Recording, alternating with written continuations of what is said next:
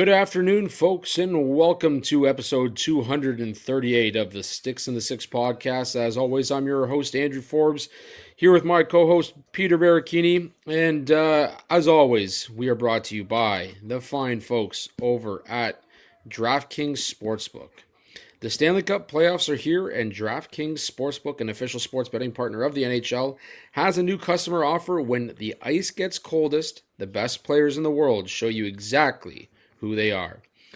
Playoff warriors turn it up round by round, and DraftKings turns it up with them from the first round all the way to the Stanley Cup Final.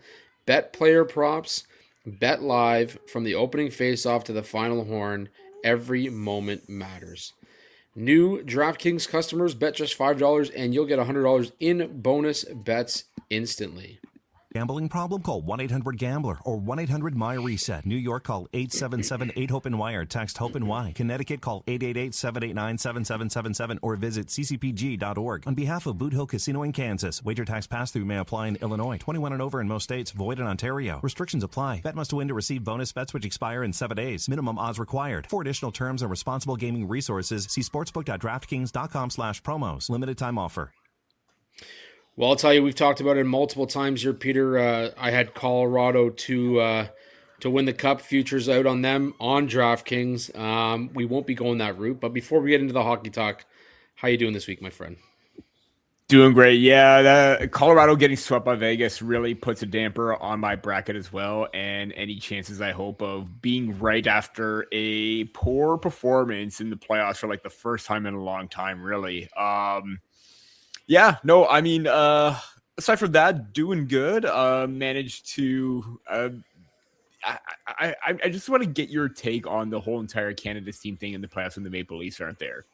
We've always talked about how, you know, if Toronto was going for a Stanley Cup, would other teams of other fan bases in Canada cheer for Toronto? Most likely not. There's no chance in hell. But I feel like I'm that one exception where it depends on the Canadian team too. Like, I know that there's going to be a lot of heated debate right now, and I'm going to get in a lot of shit for this. But consider me on the Habs bandwagon, man. This is weird saying this because of the whole entire thing where Maple Leaf podcast and everything like that. I know I got family there, and I got my reasons for cheering for Montreal, but just the vibe in itself, watching every single playoff game, that is what a fan base is like, and that's how a team should pander and cater to that fan base every single time. That is true playoff hockey at its finest, and you know for sure as hell we're never going to get that here in Toronto because it's all about the dollar. They penny pinch nonstop, and it's just getting ridiculous to this point right now. But I was watching basically Game 3 with one of my buddies who's a Habs fan, and you know, we were talking. I was absolutely enjoying the experience and seeing his reaction on the other side of everything. And you know what?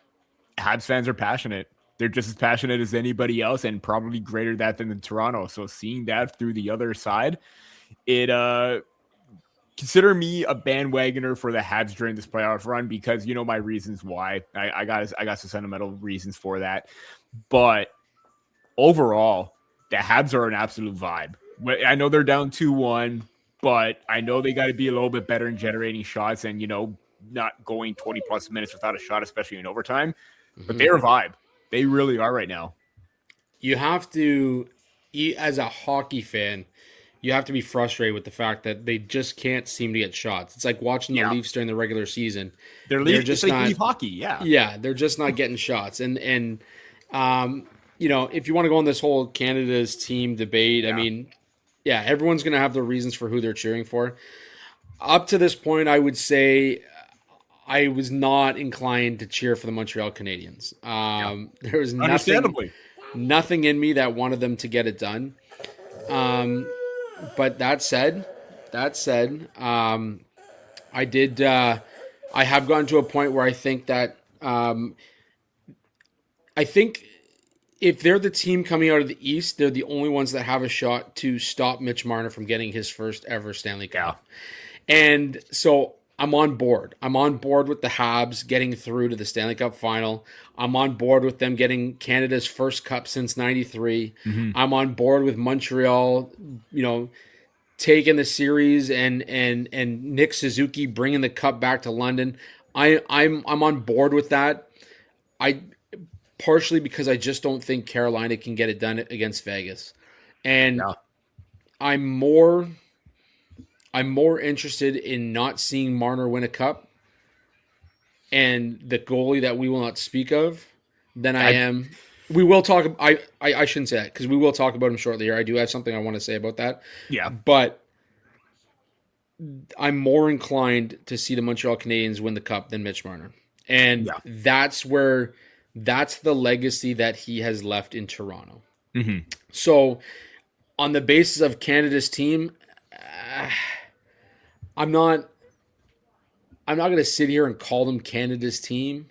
I wouldn't call the Oilers the Canada's team if they were there. I wouldn't call the Flames Canada's team. I wouldn't call the Leafs Canada's team if they were there. It's more so if the shoe was on the other foot, would you cheer for another team kind of thing for other fan bases? Because I'm pretty sure, like I said, I know what the answer would be if Toronto was in this spot. There's no way in hell Habs fans would cheer for Toronto, Sens fans would cheer for Toronto, Oilers fans would cheer for Toronto. We've said it 100 times. Like, we're part of maybe one of the most hated fan bases in all of like the four major sports in North America. So I think, to sit here and like we discussed last week, you have your reasons. Mm-hmm. I'm a big fan of the way that Dobish has carried himself in these playoffs. I think the swagger he's had. I would love to see a guy like him win a cup, come in and just like, he was not considered the goalie of their future. It was Jacob Fowler, and now you got Dobish, who is going to create a conversation on that in that regard amongst Habs fans. And then of course, like the Nick Suzuki in London kind of relation. The idea, how great would the story be if Nick Suzuki made the Stanley Cup Final and beat the team that drafted him and traded him away in the Stanley Cup Final to win his first Stanley Cup? And that would be poetic too, because it'd also be the second time that Montreal would knock off Marner. So there's a lot of storylines here. So again, like, I'm not going to sit here and say Canada's team. I'm hoping that Montreal comes out of the East here. I'm hoping that Montreal can put up a good fight. I'm hoping they can find their early successes from early on in the playoffs and make a run here, because I do think it'd be good for hockey in Canada. I do think it'd be good for hockey in general to see the cup come back north of the border.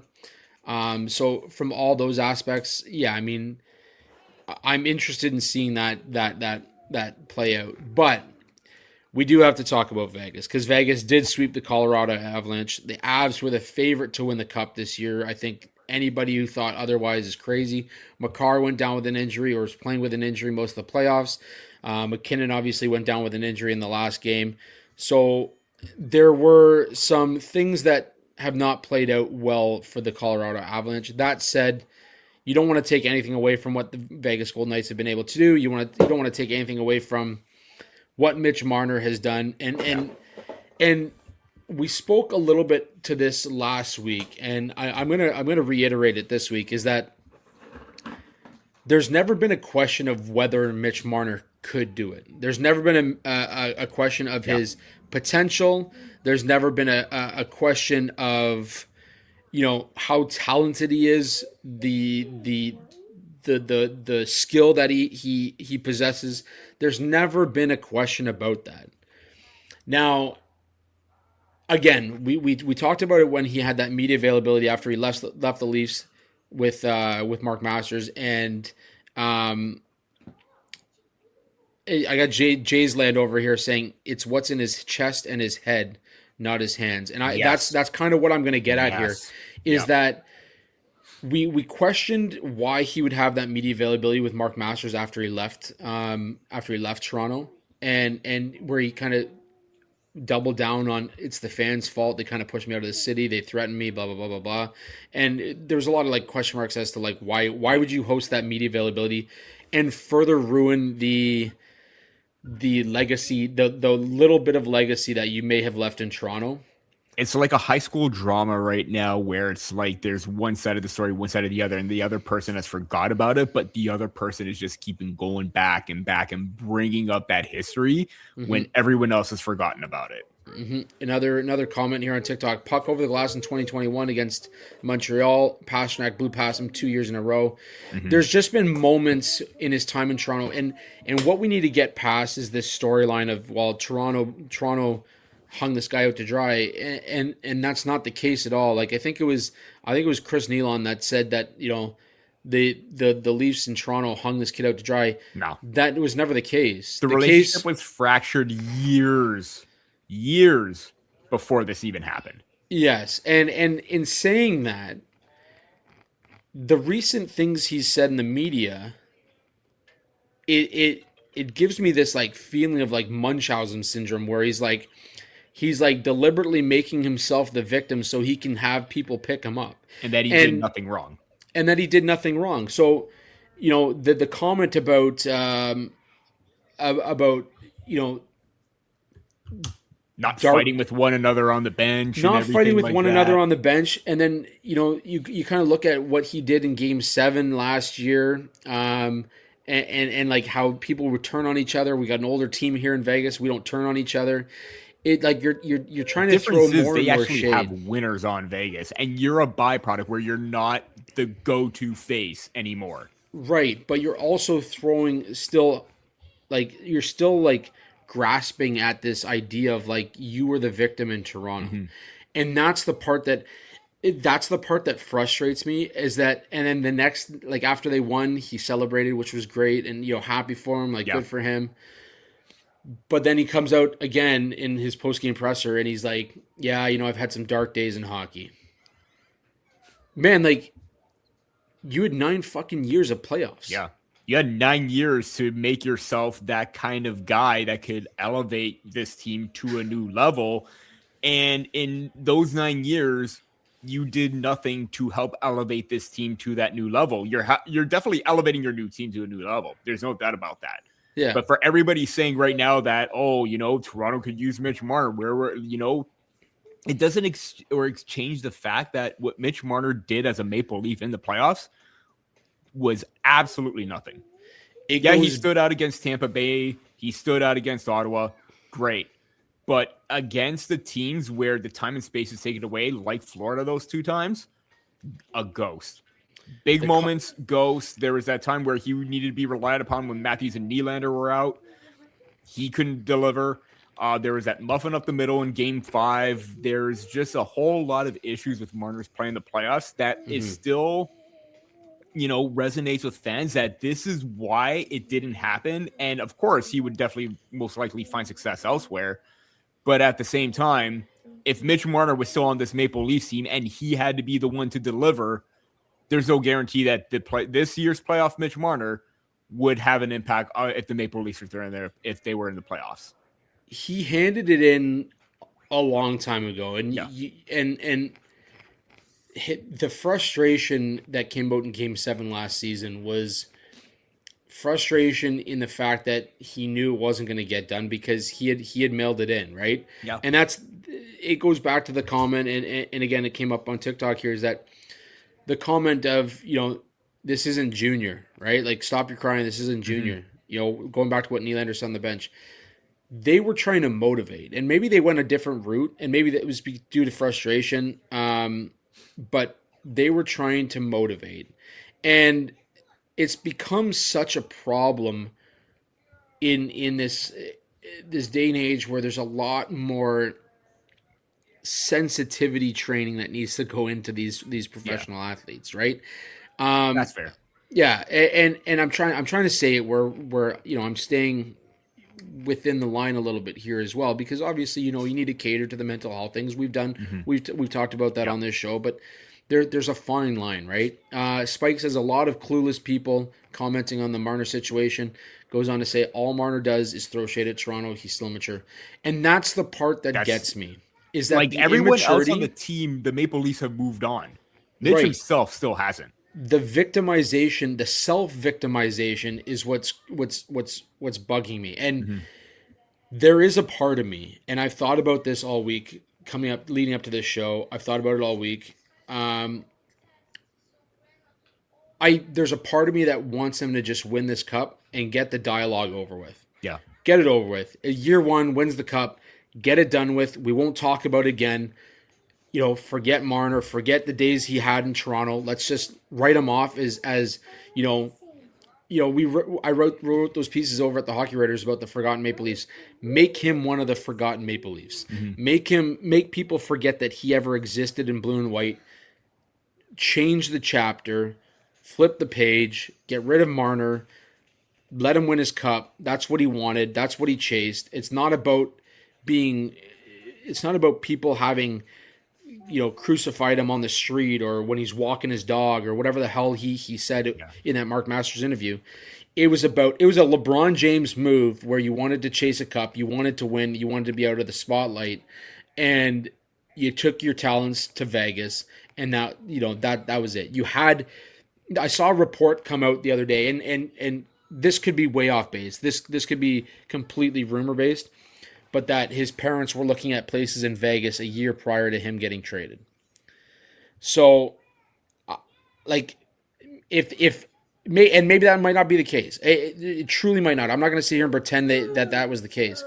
But to have that even as a report out there, and knowing what we know about his communication with guys like Ryan Reeves and all that, and Mark Stone about playing in Vegas, all of it, there's a lot of smoke where there should be a lot more fire, I think. And that's kind of where I'm at with that. Yeah. Anyways, enough about Marner.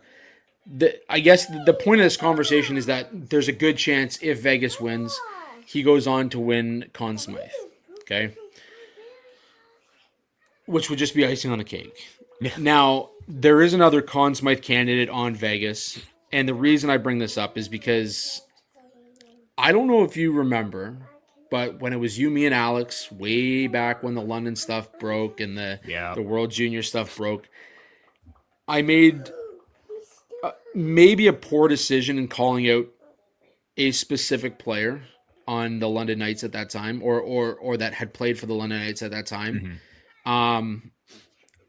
I say may have been a poor choice because I was spot on. So again, the outside insider strikes again. But my point being is that one player of those five that were on trial is back in the NHL. Vegas received a ton of criticism this year. Carolina was looking to bring him in, received a lot of criticism from their fans, decided to go another route. Vegas doesn't give a shit. Vegas has never given a shit. Nope. So they brought in Carter Hart. I saw one tweet when he got injured, 3 games into his return, that noted, isn't it ironic that there's, he's laying on the ground and there's people standing over him watching him. And it kind of triggered the flashback the story, of everything, of the story and everything that's going on, and this inclusivity that we push for in the NHL, and that still is not there because we bring guys like this back into the league. This guy could have had a hockey career. It didn't have to be in the NHL. And now he's got I think it's a 231 goals against, 923 save percentage in 15 games. And that's changed since last night. But now we're talking about him potentially being a Conn Smythe candidate, an MVP and a cup winner.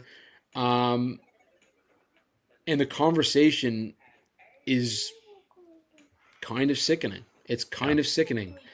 And it would be on par with the NHL as of late to go out there and hand this guy an MVP. And really, when you look at how close the scoring race is in the playoffs, Marner is having a fantastic playoff run, deserves MVP considerations. But there are games where Vegas would not have won had Carter Hart not been in the net. So the conversation is gonna head in that direction. And we all need to be ready for that conversation because there's going to be an uproar and there's going to be fans who battle back and say, the past is the past and we need to move on, let this kid live his life. But watch the recent documentary that was released by Rick Westhead. Yep. I would also say too, Conn Smythe is voted by the media too, right? Mm-hmm. Or at least the media has a say. Mm-hmm.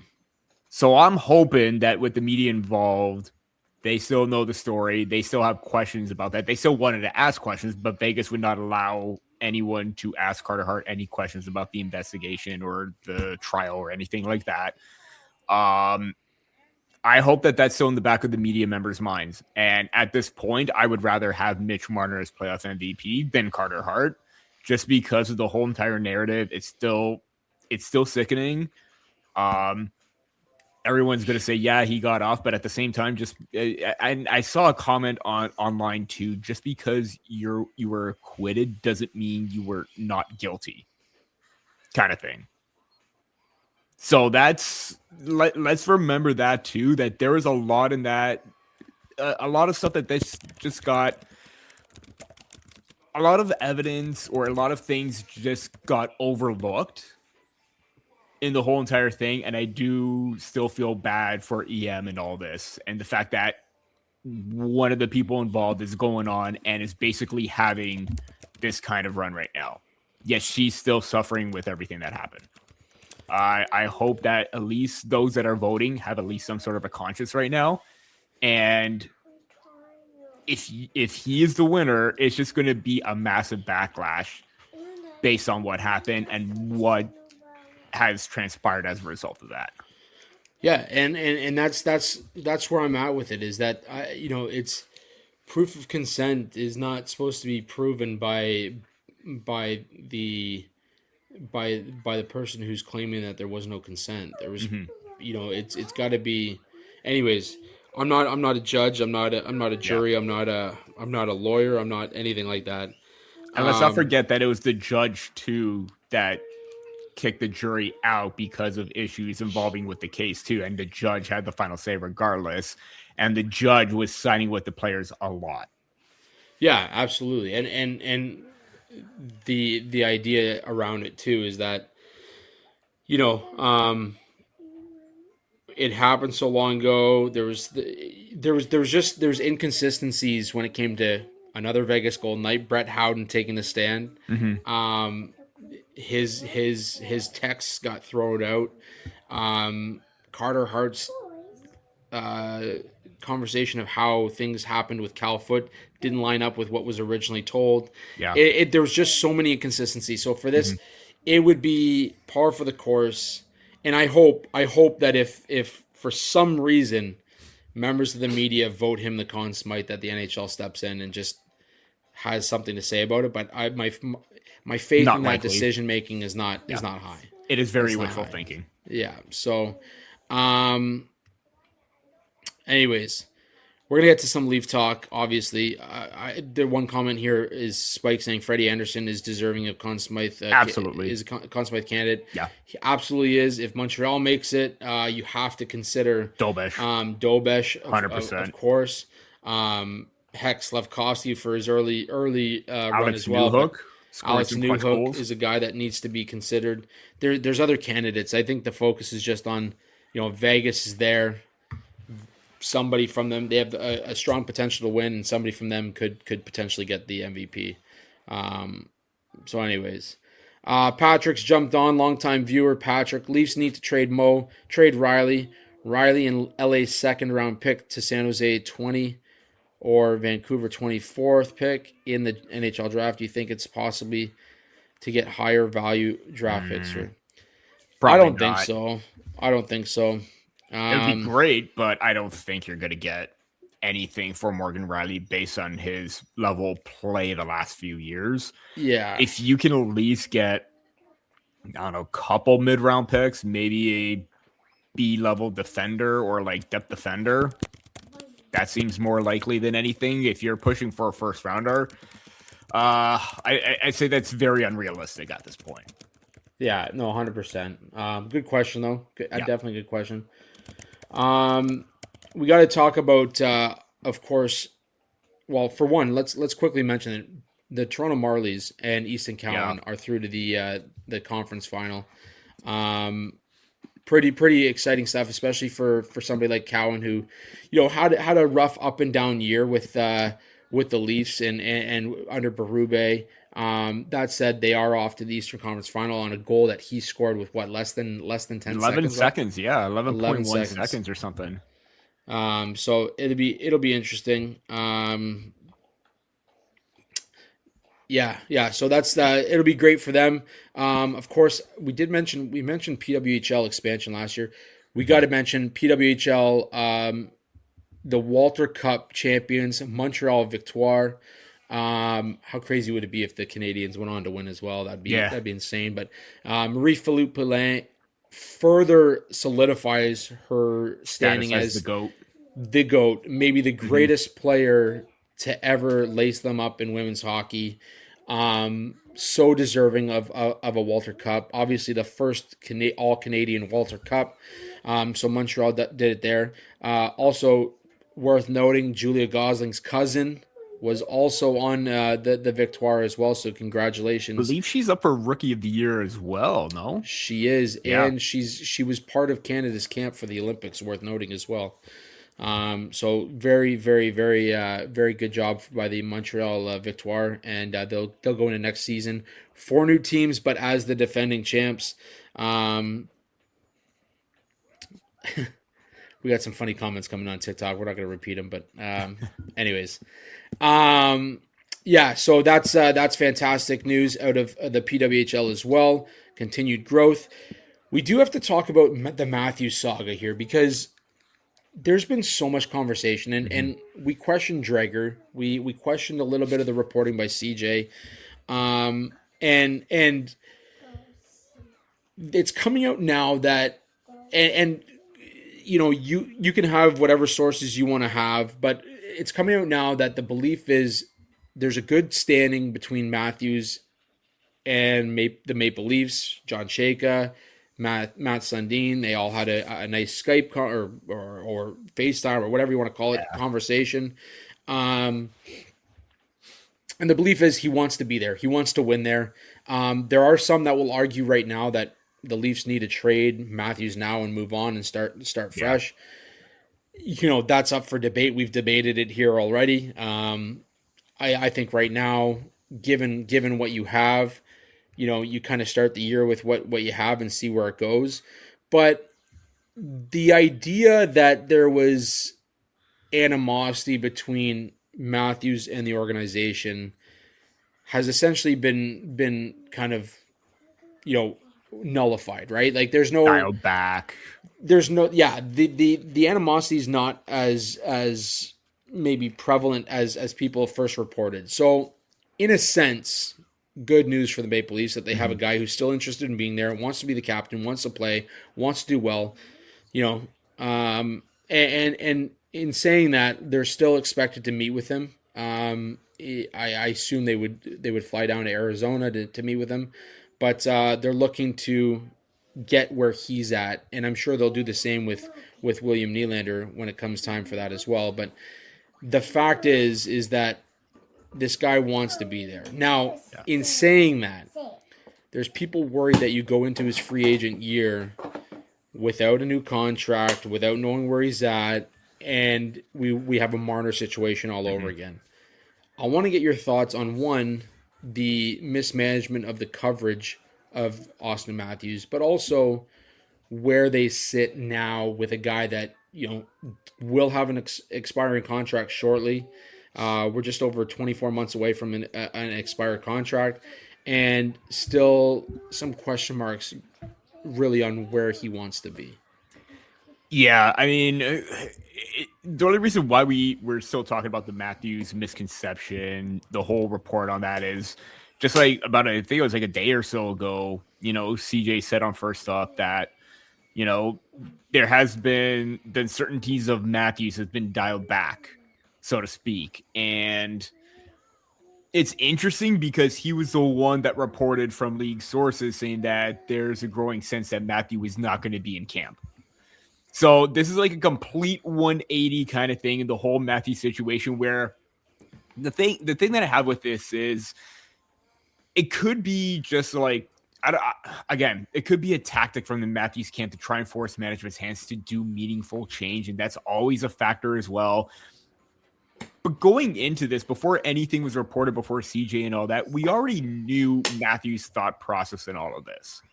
He already said that he enjoys, or he takes pride in being the captain. He loves playing for Toronto.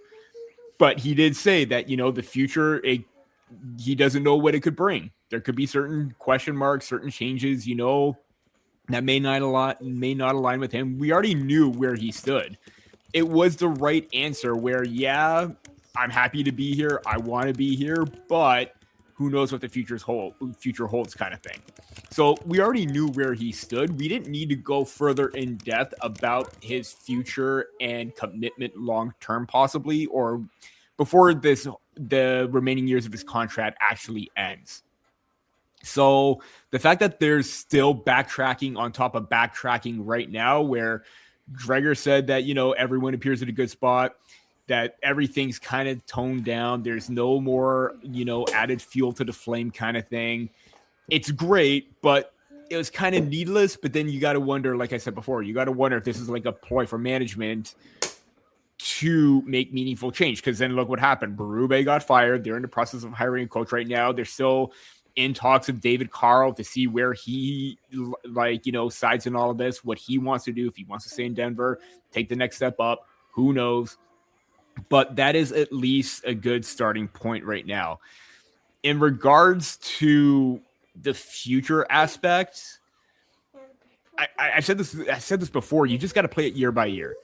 If the Maple Leafs get back to at least a playoff spot and they at least show a little bit of a competitive edge, competitive drive with a new voice, new look roster, with their first round pick that they're going to get, whether it's McKenna, possibly Stenberg. We'll get to that in a bit.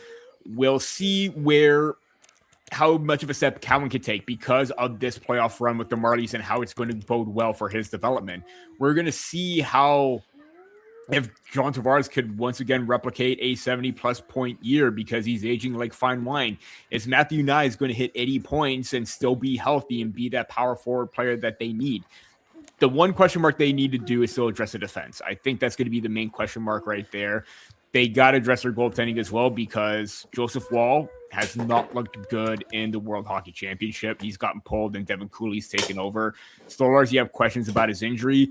Do you move one of those in hopes that Hildeby could come up, still be a backup, and then you rely on Artur Akhtyamov, who recently on the 32 podcast, Elliot Friedman has said that there's a growing sense that this is a guy that can be an NHL player. So that is a decent step forward for goaltending where, you've talked about wanting the homegrown talent in goal where you haven't had that. Now you got two bona fide potential players in the NHL right now. Now, I would be hesitant to move Akhtyamov based on the way that he's played right now. I think you got to move on from Stolarz or Woll. But overall, I think with Matthews, you got to take that one step further. You want to show progression and you want to show that this year is a fluke. If he's committed, and not only that too, I get that they still need to meet with him. And I know there's talks about, you want to meet face to face, but there's a Zoom call and there's controversy over a Zoom call. But you got to think that Matt Sundin is in Sweden. Chayka's here. Matthews is still, rehabbing his injury. He probably doesn't want to go anywhere. Maybe Chayka could fly down and you can still do a Zoom call with Matt from Switzerland. You can still do that. I don't have a problem with that. I think it's overblowing the fact that they're not meeting him face to face. I think they just need to have that conversation. They have that conversation. He knows the plan. Everyone's on the same page with that. They want him to elevate his play as well. That'll be a good start. But this season is basically the make or break season coming up. Yeah, I mean, ultimately, like the fact that Matthews' representation is reaching out and trying to squash this story is that's important in itself, right? Yeah. But yeah, we've mentioned it 100 times. The representation that him and McDavid have are the exact same. They both are free agents in 2 seasons. There's going to be a lot of question marks surrounding those two players. I mean, they're 2 vital players to 2 Canadian teams in 2 extremely important markets. I think we'd all be crazy not to question what the interest is, engage the interest of staying where they are. That said, it's also worth noting, like, this is a guy who's never, outside of maybe comments that were taken out of context where he said, I can't tell you what the future holds. Yeah. This is a guy who has continuously solidified his interest in being a Toronto Maple Leaf. Mm-hmm. And maybe it's all talk. I mean, we're not in the room. But at the end of the day, you got to take it for what it is. But also, he hasn't officially closed the door on anything. 100%. That's the main thing. Yes, exactly. And so I think that's so important for people to understand, is that, like, Toronto media, as important as it is to the game, as important as it is to the connection between the team and the fan base, you have to take everything with a grain of salt. Mm-hmm. Because they and we report on every little whisper, and every little whisper gets turned into a big time show in the Toronto market. And Toronto's not alone. Montreal's there, New York's there. Like, there are markets that Edmonton's there. If you have a star player of that magnitude, it's going to get blown out of proportion, and that's just the way it is. So I think for it to kind of be dialed back a little bit, for his representation to come out and talk about it, it's so important. I'm glad you did mention Sundin in that conversation as well, because he is over in Sweden. He was also at the game watching Stenberg recently at the World Championships, and following an incredible play by Ivar Stenberg. Nice goal. Who's had multiple nice goals over in the World Championship. They panned to Matt Sundin sitting in the stands, whether it was on his phone or whatever, he was taking some notes. And immediately, everyone took that and ran with it. Everyone took it. Everyone's taking the bait right now. Us included. Yeah. I mean, like, you have to ask that question. I mentioned it like the last 2 weeks.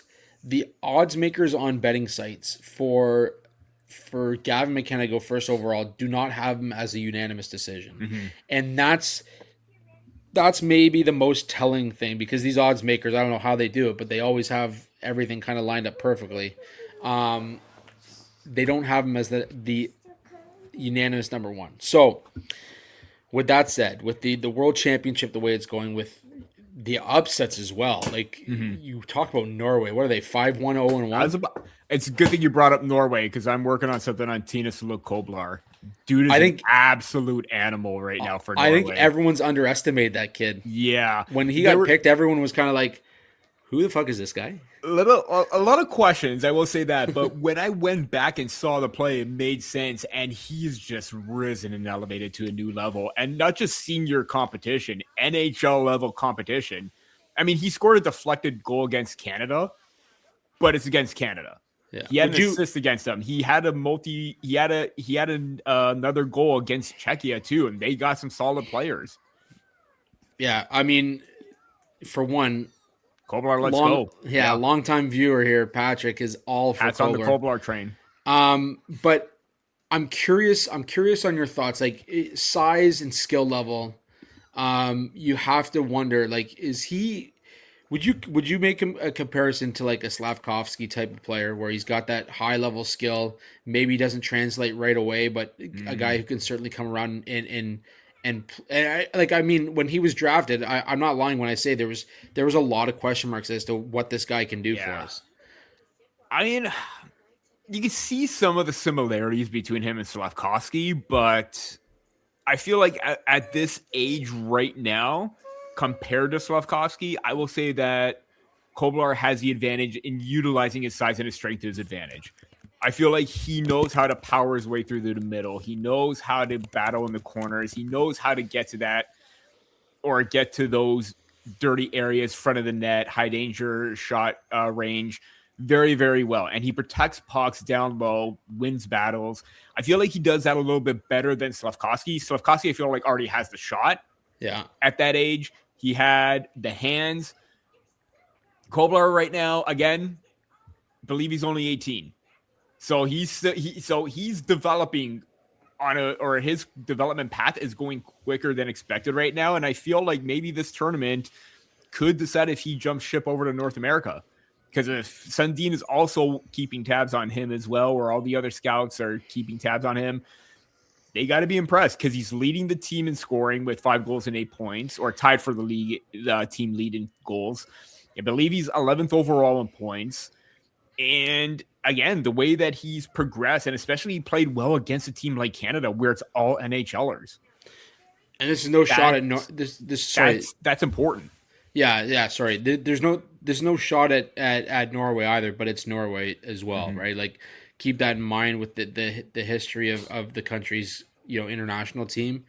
To have a player like that lead the team the way that he is, obviously he's going to raise some eyebrows, right? So, and again, Michael Brandstad Nygaard looking good as well. Stein Solberg looking very good as well. So the path for like Norwegian players is looking great right now, where a lot of their younger players are doing or having a significant impact for them. Yeah, no, absolutely. So in that same breath, we've got Ivar Stenberg. Okay. I'm being reminded over here on TikTok that Ivar Stenberg is under 6 feet, but what he brings is a high level of skill already. He plays in the men's league. He plays against tough competition, mature competition, and he's been able to translate and transition that game to that top level over in the SHL as well. Now, we kind of touched on this a couple weeks ago, but one of the comments made about Stenberg is that he possesses high level skill that you can teach, whereas Gavin McKenna's got the raw talent that you can't teach. He's already got that elite level skill. And so it raises the question again. And anybody who saw that little snippet from Leafs Blueprint of like the draft room and them watching some film, people are already talking about they've got Gavin McKenna listed as number 1, and right behind him could be Stenberg and Reed. Stenberg and Reed. Yeah. And that the Leafs have considerations on all fronts. And it's interesting to me because I think, at number 1, you think it's got to be an easy pick. That said, it's not as simple as people may think, right? Yeah. I got one comment over here saying draft Canadian, not Swedish. Nationality, I don't buy that. I'm not even going to go down that road. Not be a factor. Yeah, I'm not even going to go down that road. Patrick says Stenberg is better defensively. Spike says Stenberg Celebrini will be dangerous in San Jose. Oh, God. All don't not bring bad. That up, man. Yeah, all not bad comments. The fortunate thing is we don't need to play San Jose more than twice a year until playoff time. Anyways, in a realistic way, could Ivar Stenberg push his way to the top at the World Championships? I mean, definitely possible. I mean, it definitely is helping his draft stock right now. No denying that. I believe Cam Robinson brought out a tweet about draft eligible players that have had the most points during the World Hockey Championship, and it's the list of Laine, Matthews, and Stenberg is on that list with 8 points already. And it should not discredit anything of what Stenberg has done to this point, because he continues to solidify himself and play well against senior level competition. He was dominant during the in the SHL, dominant right now against, again, kind of like Koblar, playing well and matching up on the top line against other teams' top players, some NHL level quality right there. Is this a big decision making for the Maple Leafs? Absolutely. Because right now, where, like you said, it's not a consensus one. It just feels like McKenna is the safer pick. And obviously Stenberg improving his stock right now. And now we're going to have a lot of fans or a lot of, people saying that, oh, well, why didn't McKenna take the chance to go there, up his draft stock? Fair point. But he had already said he wanted to focus on his offseason training. He wanted to focus on the combine. He wanted to focus on the season ahead.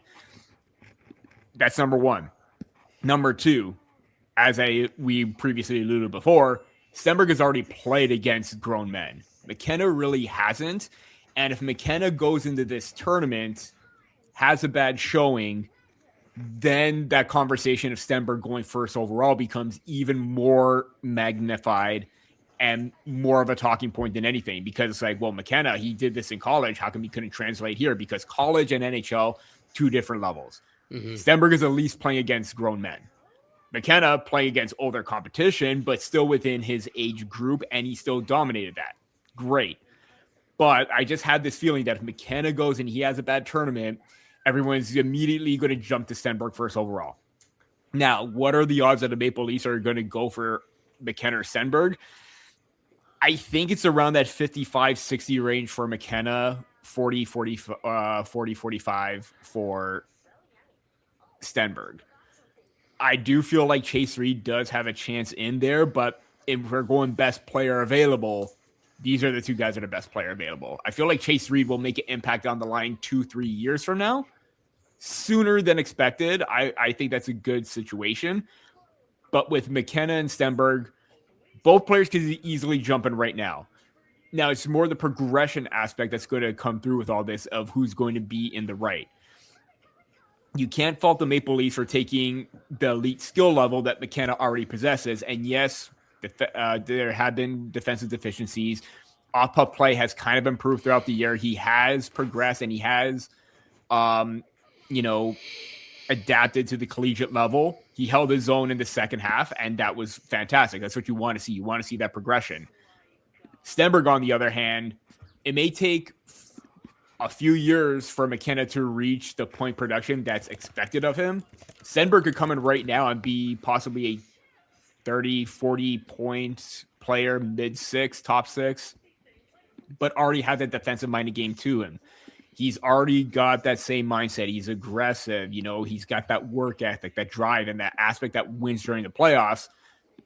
But again, if you're banking on McKenna being that Patrick Kane / Nikita Kucherov-esque type of playmaker that could open things up really well, make people hurt for giving you that time and space, how can you really pass up on that? And I know that this is a very difficult question to have right now, but to me, the safe pick is McKenna. Not to necessarily say that Stenberg is a risky pick, but Stenberg will be maybe that 60, 70 point player that's two-way and, relied upon in any situation, than McKenna that's only going to be 5-on-5 power play, but 80, 90 points possibly. I'm over projecting a little bit with the points there, but if he could get to that Patrick Kane, Kucherov level, great. Stenberg, he could be a really reliable two-way player.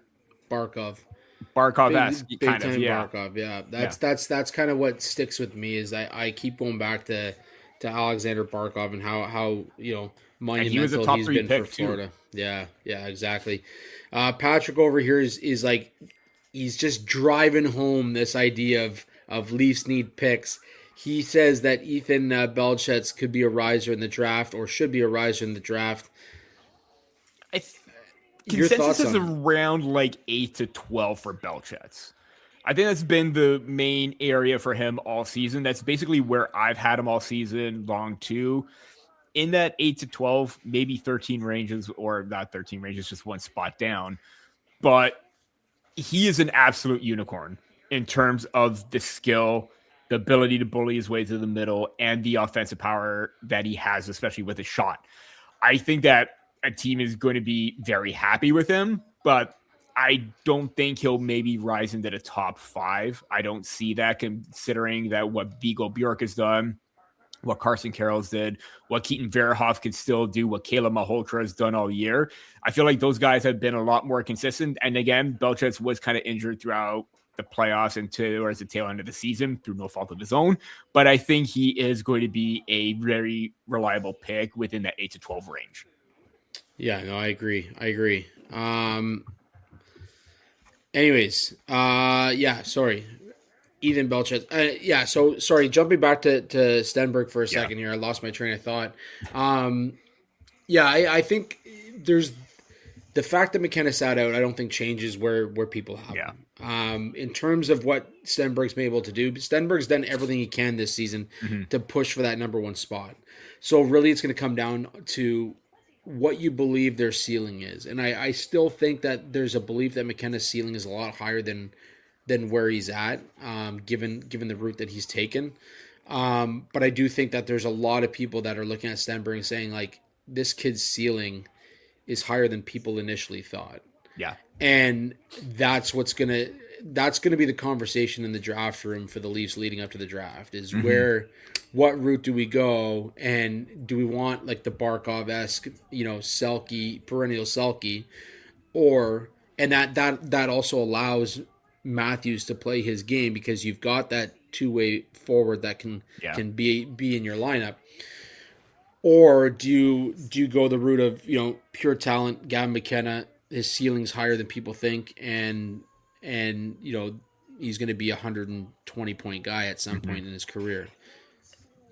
And that's where you brought up too, like allowing Matthews to play his game. I think both players in their own right will allow Matthews to do that. Because with McKenna, McKenna's deceptive as all hell, and he can bait players in, and that allows Matthews to open up, go in for those shooting lanes. Same with Stenberg, but he can kind of be that, player that could go into the dirty areas, kind of like a Matthew Nyes kind of thing, and that allows him to remain open and take a step back, get open a little bit more as he pushes in the middle to, get ready for a pass and everything. So I think both do it in their own right, but will make Matthews more successful in that regard. I think the last note I want to make about it too is that, we always talk about, Canadian international teams and how, we've always got 8 to 9 captains on the NHL captains on the teams. And, these guys are all high end talented players that, have to learn to play roles. These Scandinavian countries, like they learn that the role is the role, regardless of where you're playing. So if you're a Stenberg, let's say you're a 90-point guy and you're coming in all of a sudden on the international stage, you're playing at, a third line checking role. You learn to play that, and you play accept it, and you play it without the arrogance that kind of comes with it sometimes. So I think that's important as well to consider. I'm not saying that that's a decision maker. I'm not saying that changes anything. I'm saying it's an important question to ask when you're looking at the McKenna versus Stenberg debate. Yeah. In saying that, Spike McKenna has better speed, better vision. Matthews needs that on his wing. I don't disagree. Yeah. I don't disagree. I think I truly think that's the route they go. I think it needs to be debated though, because I do truly believe that Stenberg's done everything he can to create that conversation, top the draft this year. Last note before we kind of steer away from this, I should note as well, kind of in the middle of our Maple Leafs talk here. Today it was noted that former Leaf Forbes Kennedy had passed away. So our condolences to the Kennedy family, his teammates, his friends, his family. Never something we want to talk about on this podcast, but it's a part of life, and unfortunately, it's a conversation at times. So we, of course, at the Sticks and Six podcast, send our condolences. Our final topic is kind of diving into that second round pick that the Leafs currently hold. Obviously, after 1-2, there's a drop off. After 3, 4, 5, 6, there's another drop off, and so on and so forth. After the first round pick, the Leafs don't have a pick for quite some time. There is a lot of interest in the second round pick because there are a lot of second round picks that turn into relatively solid NHL players. So knowing that we both do rankings every year, knowing that I will be at the Combine once again this year. Yes. I want to get your feel on what you think the Leafs should do with their second round pick. That is if they don't use it to trade up, I feel like, or get another asset in return that could help them. I feel like if they keep this pick, because I believe based on the conditions with the LA one, it's the lesser of the two picks, and I think it was Buffalo's, and it's going to be in the 60 range. So initially it was going to be a little bit higher, like 5 spots, but 5-6 spots, whatever. I'm not going to complain about that. It's going to be a late second, but there is still a lot of possibilities with that second round pick that the Maple Leafs could take. And I'm going to give my 5, but I want to hear your 5, Forbes, on who you think they should take as well as possibilities. But I already wrote up on this, and I'm really dead set on these 5 players that these are who I would target if and only if I were in the Maple Leafs scouting room, meetings, what have you. First is Axel Elofsson, right shot defender from Arebo HK. Looked really good during the U18 World Championship, but also the Maple Leafs need a solid puck moving defender. He is all that. Again, defensive game is a little bit of a question mark, but when you have the offense and the puck moving skills, you pair him up with someone that's reliable. So you can pair him up with the Danford, pair him up with the Chadwick, possibly, and you have Elofsson to be the one that leads the charge from the back end. 2 is Jonas Lagerberg-Holland. I have been a big fan of his, despite very little game time because he's had a knee injury, but he put up basically Cy Young numbers last year, 4 goals, 27 goals, and I think he only had about 3 assists last season. And he had the same amount of goals as Viggo Bjork and 1 more than Ivar Stenberg last season, and both of them are in possible top 5 talks. Shot generator, goal scorer, great size and energy. I love the pace of play that he brings. Third is Alessandro Diorio. More of a two-way center, but very great puck skills, great hands, great offensive vision as well. Plays with great amount of pace. It literally reminds me of the way that Anthony Cirelli plays, where maybe he won't be a impact producer, but he can impact the game in many, many different ways. And I love the fact that he can be used in all situations. Responsible without the puck. He's quick. He's got that speed. I feel like he could be a good asset as a possible third-line center. Jakub Vanacek, again, impressed during the U18s. Massive shot generator, smooth skater on the rush. I believe if I recall, he did lead that tournament in goals by a defender. He may not have the most points, but he had 3 goals for Czechia. So that to me is something to look out for because he could get pucks on net. Again, Maple Leafs need to do that. And Thomas Vandenberg, I don't know if he's going to be there. That's probably going to be wishful thinking. But again, kind of like Diorio, two-way center, got that energy, got the work ethic, solid upside. I think that he's going to be a really great pick if he's available at 60 right there. 2 other names to look out for, Alexander Bilecki on Kitchener Rangers, solid playoffs and Memorial Cup run, and Brett Liskey as well from the Everett Silvertips. Oh, I love it. I love the breakdown. I tried to be as quick as possible. That's fair. So I kind of went on a full like defensive run here. Perfect. And I've only got 3 real focus points for you. I'm right on board with you for Axel Elofsson. My pronunciation's never great. But he's for essentially the same reasons. Right-handed defenseman. Leafs are in need of that. I think what he can bring to the blue line is such a strong presence. And I think the way that he could develop, especially under an Oliver Ekman-Larsson, would be such a beautiful thing for his game. Mm-hmm. And so I think that's important. Luke Scherer is another. Forget OEL was all offense too when he started off, so maybe he could learn a little bit of the defensive game. Exactly, and OEL has turned into maybe the Leafs' top defenseman right now. Yeah. So I think that's important. He's developed his game. We kind of saw that development when he went through Vancouver and didn't have some great runs. I think he was trying to make that transition, and that's why he had a couple of rough seasons. Luke Scherer out of the U.S. development program. Ooh, good one. He's another guy I look at, 6'3", 200 pounds, right-handed defenseman again. A guy that certainly can add that physicality and that presence. He's not a super offensive defenseman. With the US U18 team this year, this past season, he had 22 points in 62 games, one of which is a goal. So not a guy that's going to shoot the puck on the net a lot, but a guy that can definitely bring that physical edge to the Leafs blue line and give them that right-handed defenseman. And then the last guy I had, sorry, I'm just pulling up the name here, was Georgios Pantelis. I'm big on him as well, 2'10", just over 6 feet tall, but a guy that has that physicality in his game, has it in his repertoire, but can also add a little bit of offense. 37 points in 68 games with the Brandon Wheat Kings in a rough WHL as well. And we all know that the West is a place that adds that physical edge to your game as well. So definitely something that the Leafs, I think, will focus on. I wrote it last year at the Combine as well that the Leafs needed a big right-handed defenseman. Yeah.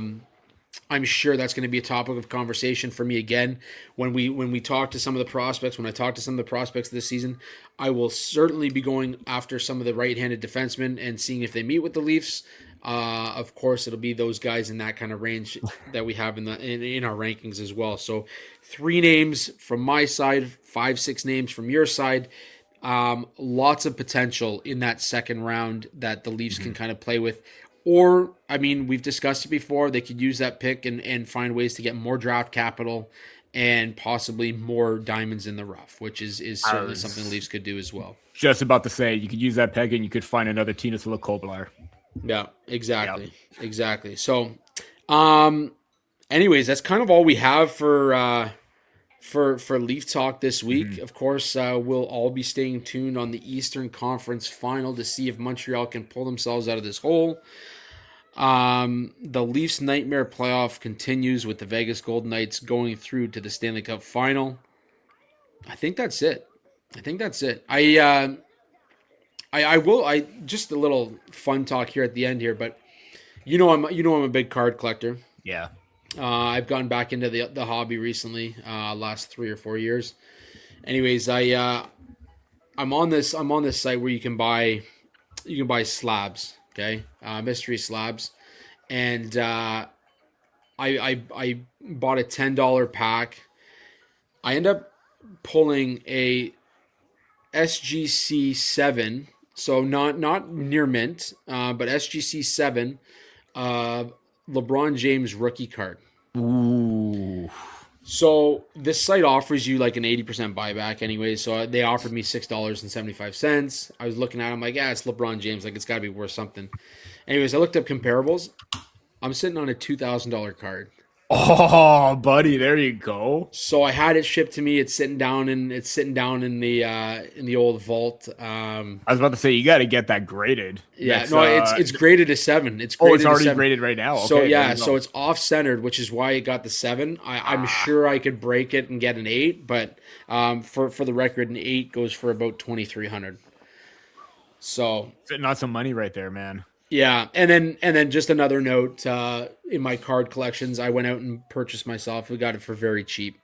I got a Julia Gosling Outburst Young Gun, so her rookie card out of the PWHL set, Outburst, which is one of the variants. But back into the collecting, man. It's a lot of fun. It's a dopamine fix for somebody with ADHD like myself. And about to say, I got to get in on some of that too. Yeah, it's a good time. Anyways. That's it for episode 238. You have anything else you want to add before we close it out? Nope. Just be on the lookout. I got something on Kopitar I'm already working on right now. Should be out tomorrow over at the Hockey Writers. And we recently completed our writers mock draft. So if you're looking for some draft fun, I know we got some Leaf fans here, but if you're a fan of another team, tune in, check it out. Looking to get that out sometime next week. But yeah, very fun and a lot of interesting picks. A lot of interesting picks and a little bit of chaos there. So I was kind of happy with that. I love it when things get a little excited for mock drafts right there. I was gonna say chaos is good. Chaos is not a bad thing. I love different opinions and takes. You gotta respect that. Absolutely. I will say, if you haven't already, check out the Hockey Writers for some great draft coverage by Peter and the team. Well over 100 draft prospect profiles as we do year in and year out. Closing in on 120. Closing on 120. They're often used on draft coverage on draft day as well. Some of the quotes that we give. So definitely check that out. Check out all the coverage over at the Hockey Writers. And of course, make sure you check out the Hockey Podcast Network for all the great shows continually growing over at the Podcast Network. As always, we run right through the summer until August. If you haven't already, sign up for DraftKings, use code THPN. And in the show description here on YouTube, make sure you check out SeatGeek as well as BioSteel for $20 off and 20% off respectively. outside of that, man, it's been another big week, another good week for the Leafs on the outside of the playoffs. Another bad week for the Leafs inside the playoffs as Mitch Marner makes his Cup Final debut this coming week. Outside of that, that's it for 238. On to 239 next week. We close it with that and our good friend Alex Hobson and his hit 25. Until next time, guys.